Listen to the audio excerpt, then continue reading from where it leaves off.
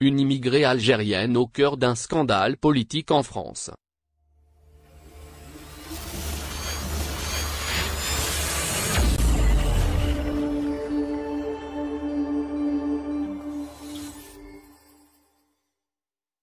Une Algérienne vivant en France en situation irrégulière se retrouve au cœur d'une grave affaire qui implique 2 députés du mouvement La France Insoumise. Il s'agit du couple Raquel Garrido et Alexis Corbière. Selon des informations révélées ce mercredi par le journal hebdomadaire Le Point et rapportées par Le Figaro, le couple aurait embauché une Algérienne de 36 ans, en situation irrégulière, comme employée de maison. Cette ressortissante algérienne est arrivée en France en 2008 avec un visa d'études. Elle travaillait au noir pour le couple.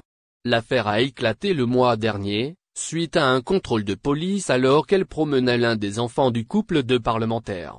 Graves accusations contre le couple de parlementaires de la France Insoumise. L'ironie de la situation veut que ces 2 députés engagent une citoyenne en situation irrégulière, alors que le mouvement politique à qui ils appartiennent porte dans son projet la régularisation des sans-papiers. Pis encore, le couple lui aurait promis une éventuelle régularisation de sa situation, à condition que Jean-Luc Mélenchon soit élu président ou nommé Premier ministre. Lors de son contrôle, l'Algérienne a affirmé aux policiers qu'elle travaille jour et nuit au domicile des 2 parlementaires à Bagnolet mais aussi dans un logement parisien où leurs enfants sont pris en charge afin d'être scolarisés dans la capitale. Dans sa déclaration citée par le même journal, cette Algérienne a affirmé qu'elle était même victime d'un chantage de la part de Raquel Garrido. « Je te dis de rester, tu restes, si ça te va pas, y en a plein dans ton cas qui veulent travailler, mais tu peux oublier tes papiers », lui aurait-elle écrit. Avant de lui ajouter, « On te met un toit sur la tête, on te fait travailler, donc soit t'es reconnaissante, soit je prends quelqu'un d'autre maintenant stop ». Pour le salaire, la députée a promis à la femme 150 € pour la semaine, on verra le reste après. Les 2 députés sont formels, tout est faux.